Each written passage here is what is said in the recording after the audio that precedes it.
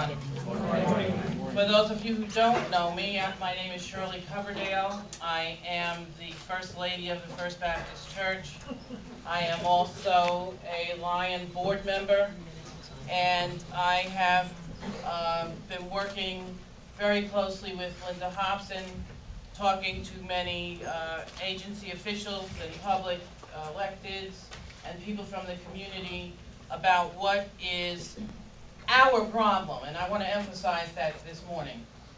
If you came here because you're concerned about your neighbors, thank you.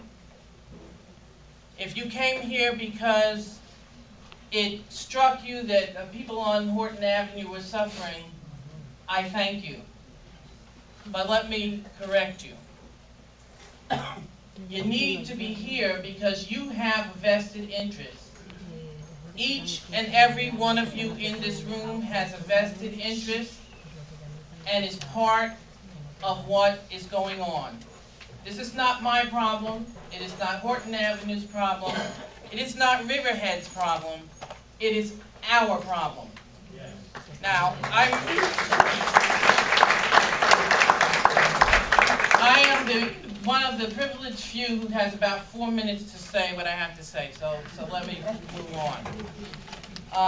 My mission is to give you the background on the storm, background of what the governor's response has been, and the agency response, and to tell you where we stand now.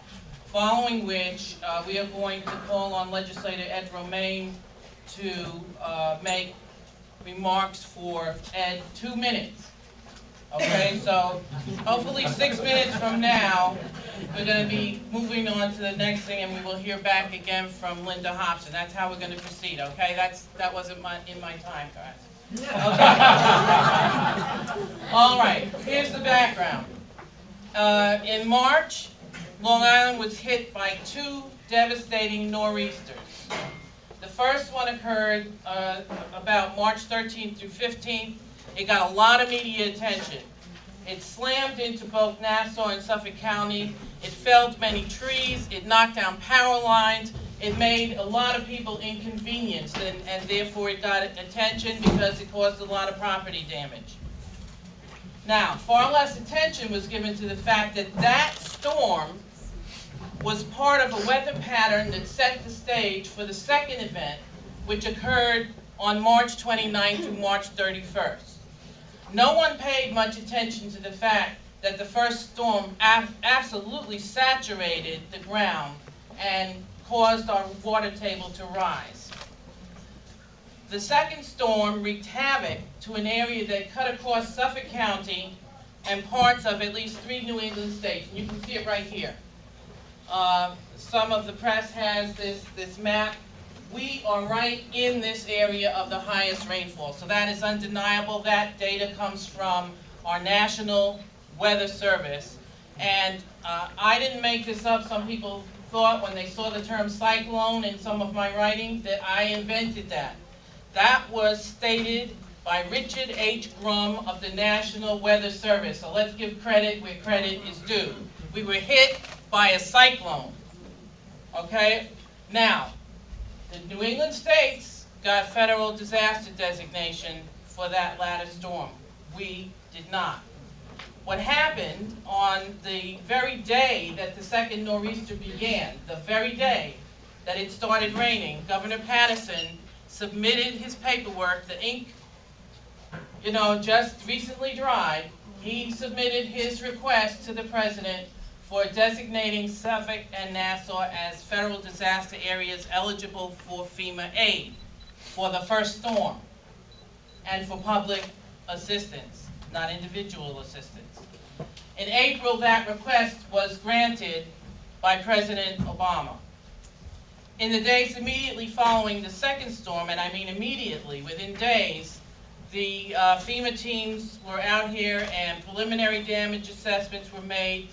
The authorities determined that despite the fact that there was flooding and other storm-related damage in every town and village in Suffolk County, every town and village, that the valuation of the damage was a mere $6.6 million, and certainly hardly enough to justify the attention of the governor for an amended or second disaster aid request. The only avenue, it was decided at that point, by state emergency management personnel, as I understand it, and they are here, was to provide small business administration loans to those who applied and were qualified. Where do we stand now? There are at least 3 or 4 issues that we need to address on where we stand now. First of all, let me point out, there are no FEMA statutory regulations which say the damage must be a certain dollar amount. There are, however, guidelines and expectations. And one of the things that is to be taken into consideration is the uniqueness of the environment that's been impacted.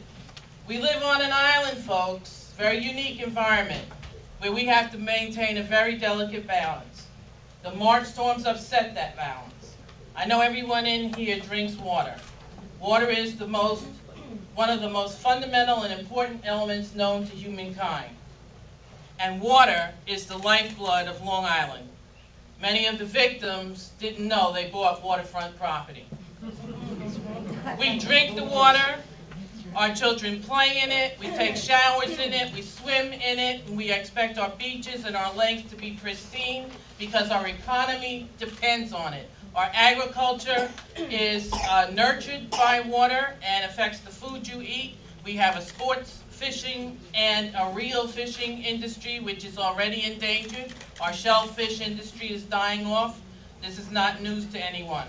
The storm has threatened our lifeblood.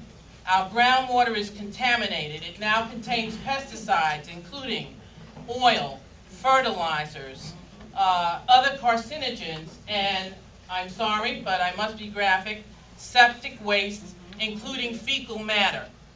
Many of the storms have occurred over areas where there are septic systems, and guess what? Also wells from which people drink. Okay? So a month now after the storm, over a month, our water table is still not receding. Water levels in basements ebb and flow with time.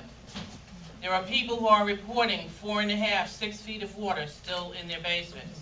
There are widespread areas of standing contaminated water just as mosquito season emerges. This filthy water has 3 places it can go. Our wells that provide much of our drinking water, our aquifers from which the rest of Long Island drinks, or our estuaries, which affects our tides. Red algae has already been noted off of Orient Beach by someone who called me and told me she saw it when she walked her dogs there. And it affects our tourism potentially, and it has major economic impacts that I don't believe have been taken into consideration in the valuation of this damage. Many damaged properties are still inaccessible and or uninhabitable due to toxic mold, and the mold is visible on the outside. The other day we had a press conference with someone. A pregnant reporter came along and could not go into the house. That's how toxic it is. So if she doesn't want to expose her fetus to that, I'm sure you don't want to expose your children or your elderly parents or yourselves to it either. It continues to fester day to day, and the damage, therefore, increases. Mold cannot be cleaned. The only way to remediate mold is to cut away and replace what has been damaged. I repeat, we're all in this together. It has a historic context which we can't even go into, which says there are disparate effects in different places. It also should be a wake-up call that we are unprepared, woefully unprepared, for any major disaster that is more major than what already happened. We need to coordinate and make consistent our disaster preparedness. We're all in this together. This contaminated drinking water will not discriminate into whose well it flows. It will not discriminate into which aquifer is affected or who gets cancer. And it certainly won't prevent the people who can show a causal link between their illness and what was not done here